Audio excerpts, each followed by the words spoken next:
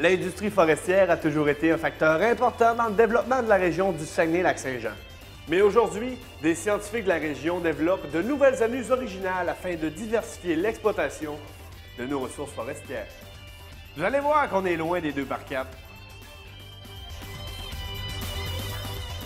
Ici au laboratoire, on s'intéresse principalement aux plantes de la forêt boréale dans le but d'identifier des composés qui pourraient avoir des utilités dans le domaine pharmacologique, thérapeutique ou médicinal. Assez récemment, on a développé un produit en cosmétologie, donc c'est un extrait de thé du Labrador. Donc on a développé l'extrait, on a démontré qu'il y avait des propriétés anti-inflammatoires, antioxydantes vraiment intéressantes pour la cosmétologie. Cet extrait-là est développé maintenant commercialement par la compagnie Lisoitier. Ce qui me passionne le plus dans nos travaux, c'est vraiment d'identifier les composantes d'une plante qui sont responsables de l'activité. Donc moi, mon travail, c'est vraiment d'isoler composé par composé et d'aller mettre le doigt sur le composé qui est réellement responsable de l'activité qu'on a observée dans les tests pharmacologiques. Donc ça, c'est vraiment ça ma passion qui me pousse de l'avant tous les jours. L'idée d'affaires est partie d'une expédition en forêt. On est tombé sur une table de morilles en forêt et à ce moment-là, on ne savait pas c'était quoi. On disait des morilles, des myrtilles. On est tombé sur quoi?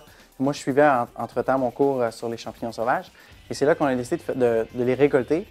Et le soir après la récolte, on a commencé à chercher dans la documentation, la littérature et c'est là qu'on a vu qu'on avait trouvé des morilles de feu, un des champignons les plus rares au monde recherchés par les grands chefs.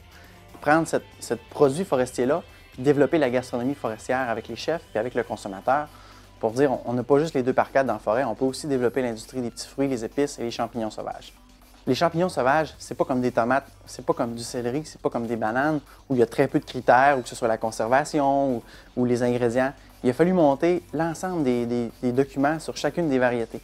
La morille, il faut être capable de comprendre au niveau symbiotique, comment c'est capable de vivre avec les différents conifères, est-ce que ça vit en pinède ou non, quels sont les taux de matière organique dans le sol pour permettre aux morilles de pousser. Alors, on a dû travailler pour monter des expertises sur la récolte pour comprendre comment vit cette espèce-là à travers l'ensemble de la forêt. Alors, on a fait pour chacune des variétés.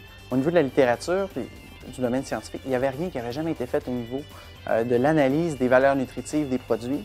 Exemple, la morille contient beaucoup de fer, beaucoup de potassium, ce qui n'avait jamais été relaté au niveau des banques de données scientifiques. Alors, il a fallu travailler de concert avec des gens du domaine de la science pour développer cette expertise-là qui avait encore jamais été faite et qui maintenant est développée depuis 1 an ou 2. On est rendu à un niveau qu'on comprend bien là, le produit qu'on vend.